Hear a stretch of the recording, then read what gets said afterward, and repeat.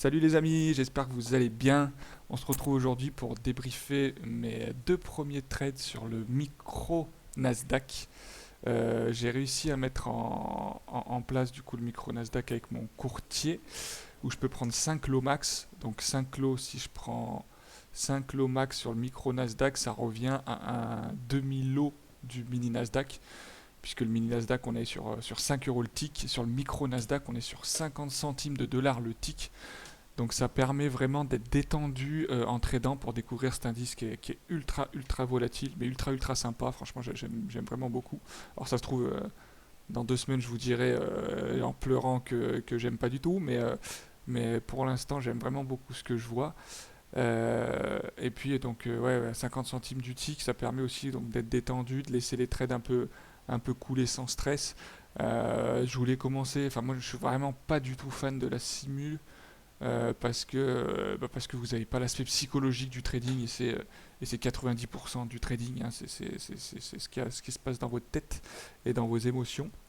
Donc du coup voilà, c'est un intermédiaire pour découvrir le Nasdaq pour pas être en sim, ouais, microlo, on va voir qu'il y a un trade sympa qui pourrait vite faire des sous, mais qu'en fait en micro, ben voilà, c'est un peu de sim amélioré quoi. Donc ça permet que ce soit quand même concret, qu'il y ait quand même du réel, il y a quand même un peu d'argent au bout en finalité, mais sans s'exposer à cramer son compte en quelques jours. Donc voilà, je vous montre les trades. Du coup, j'en ai fait deux ce soir, bah maintenant je peux trader que le soir.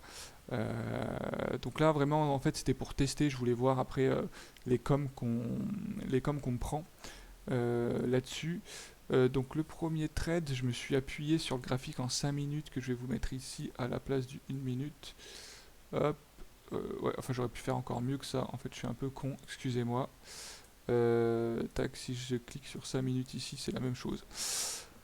Hop, donc du coup, en 5 minutes, si vous regardez depuis ce matin, même en 15 minutes, hop, enfin depuis ce matin, moi je regarde depuis 14h30, on va dire, sur le Nasdaq, c'est plus pertinent. On est en grosse, grosse tendance haussière. On a gagné énorme en termes de points depuis ce matin. Et donc voilà, on est en grosse tendance haussière. Moi, je me mets sur mon graphique 1 minute. Qu'est-ce que je vois? On est passé au-dessus de la R2 journalière. On a repris appui là. Et on commence à. Voilà, on hésite ici. Et là, on revient tester le plus haut d'ici, qu'on avait déjà testé ici, donc je me dis allez c'est pour craquer, pour aller à la R2, R2 semaine, résistance de semaine, pardon. Donc j'achète là, au début j'avais un TP juste en dessous de la R2, donc la R2 semaine ici, et puis quand c'est un stop en dessous des plus bas là, en gros. Et puis donc ça a commencé à partir, et puis là, j'ai stoppé là, de histoire de me dire, voilà, pour le premier trade que je prends là-dessus, prendre un peu de confiance, pas laisser trop couler compte non plus, mais on a laissé couler quand même 30 j'ai fait 31 ticks sur ce trade-là. Hop.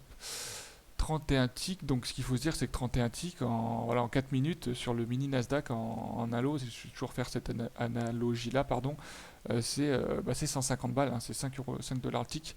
Et donc voilà, en micro lot, ça fait que dalle, ça fait 15,50 €. Mais bon, voilà, faut se mettre dans la tête que c'est comme si on était sur un mini Nasdaq pour prendre des trades corrects et pas se dire on s'en fout, ça fait pas grand chose.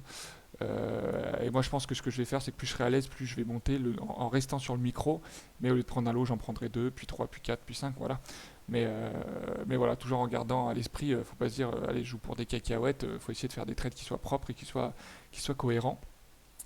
Donc voilà pour le premier trade. Le second trade, on passe du coup au-dessus de la résistance.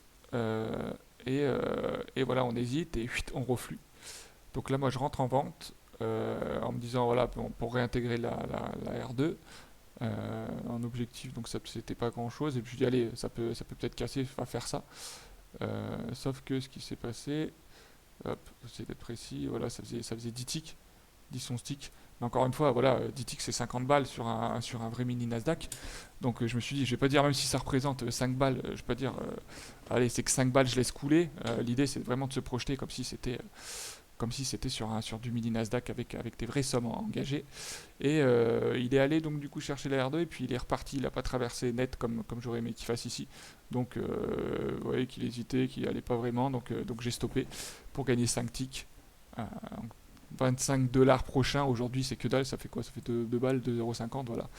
Euh, mais, euh, mais ça permet de prendre un peu confiance sur ces indices ultra volatiles. Et je me dis que même si je fais des sessions de 2 heures de scalping le soir, en prenant comme ça plein de positions, même si c'est tellement volatile, même si c'est 10 balles plus 10 balles plus 10 balles, on pourrait quand même faire certains soirs à 80, 100 balles si vraiment on est dans le bon sens à chaque fois. Donc même si ça paraît être des sommes dérisoires à chaque fois, l'accumulation de ces sommes, si on est propre et qu'on fait des mots trades, ça peut être sympa. Et puis moi qui me laisse vachement bouffer par ma psychologie, où c'est ce qui fait que des fois j'ai des trades de merde et que j'ai des sales journées.